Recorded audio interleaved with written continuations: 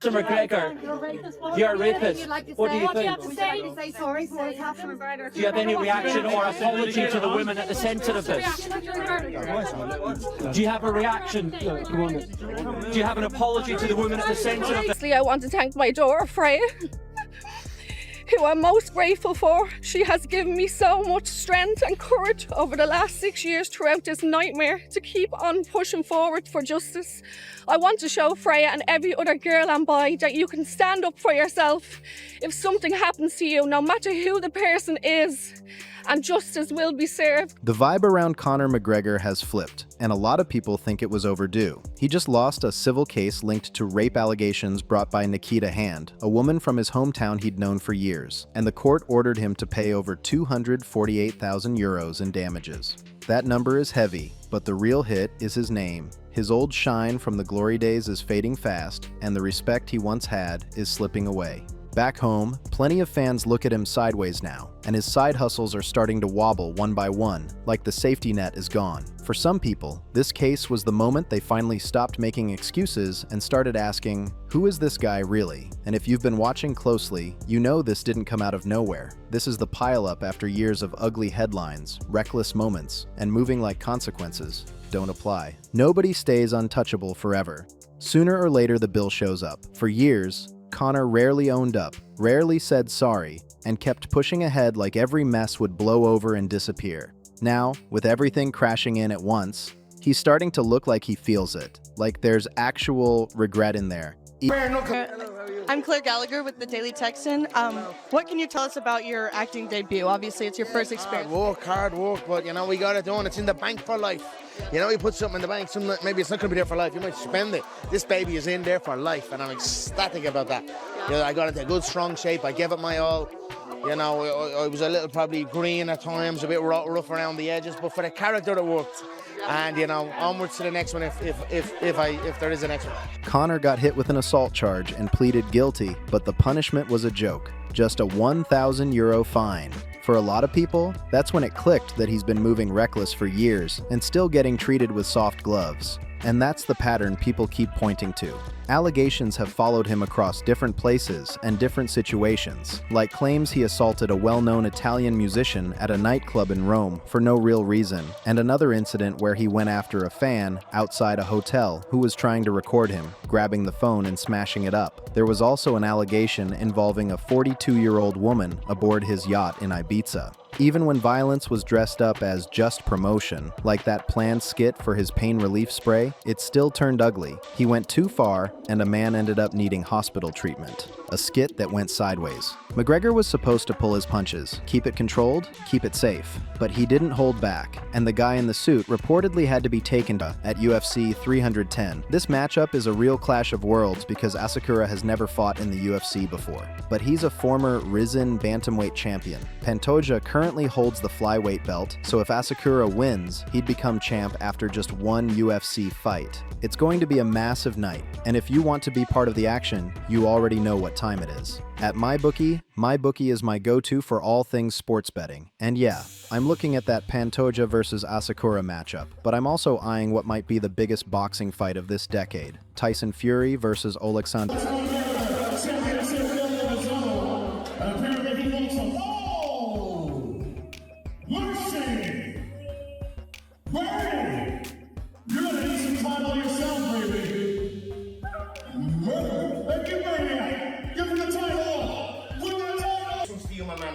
Some of the things, oh my God, I couldn't believe what I was seeing, right? So you were here like this, right? And you were doing this, and I was like, you were doing this little thing, and I was like, what the fuck is that? I've never seen that. Like, this guy is a fucking genius, yeah? So you were doing this really well, yeah? If you'd have just done it this way, man, you'd have fucking clean shot, bro. You'd have took him to the cleaners, my man. After that, the rumors about him living off a heavy cocktail of substances only got louder. His appearance shifted fast. He packed on a scary amount of muscle in months, and his head and hand, running on drink after drink and acting like the next rush was the only thing that mattered. He started posting videos on Twitter like it was late-night diary time, and in a lot of them, he looked completely out of it. Then, like clockwork, the clip's non-stop. He's twitching, and he can barely get a full sentence out without drifting off or stumbling over his words. You don't need to be a doctor to see something looked seriously off, and instead of calming things down, he kept doing weird stunts that made the spotlight even harsher. Like in August 2023, after Anthony Joshua beat Robert Helenius, Conor jumps in the ring and grabs the mic. Not to hype age point where people expect him to be under the influence during almost every public appearance. You'd think he'd at least keep the wild stuff private, but footage from a bare knuckle like Sturgis, South Dakota, for Rally Week, baby!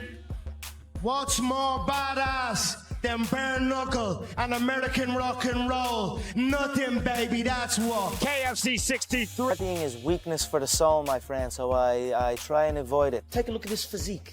I'm in phenomenal shape, in body and mind. If you can see it here, and you have the courage enough to speak it, it will happen. Conor, in February of 2013, we spoke for the first time. You didn't have a car, you didn't have a pot to piss in, all you had were blueberries. Now here you are with the undisputed gold. Enjoy it, my friend. You deserve it, you called it. Yeah, from nothing to something to everything.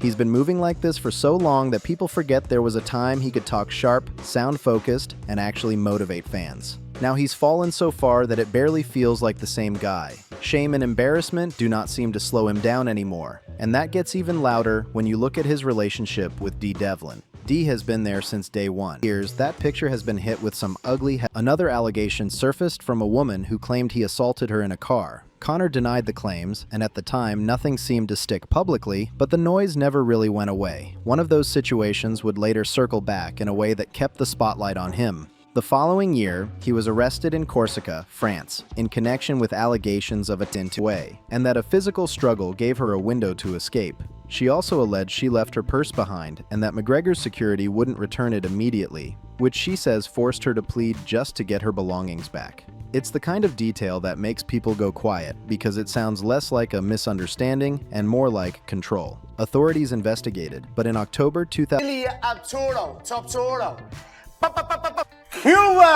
then the biggest storm landed in November 2024. Nikita Hand, who says McGregor raped her in a Dublin hotel in 2018, took him to court in a civil case. She alleged he invited her to his hotel suite after a night out at a Dublin pub, and that once they got there, things turned violent, with her being restrained and hurt. McGregor denied the accusation and said the encounter was consensual. In court, McGregor's side described it as mutual, and the case itself ended up being a tangled mess. Nikita was reportedly heavily intoxicated the night of the incident, and her memory of specific details was shaky. Things got even murkier when it came out that she had also accused another man that same night, McGregor's friend James Lawrence. But when investigators went through everything, the case against Lawrence didn't hold much weight, and there wasn't enough evidence to move forward on his end. After hours of courtroom tension, the jury finally came back with their decision.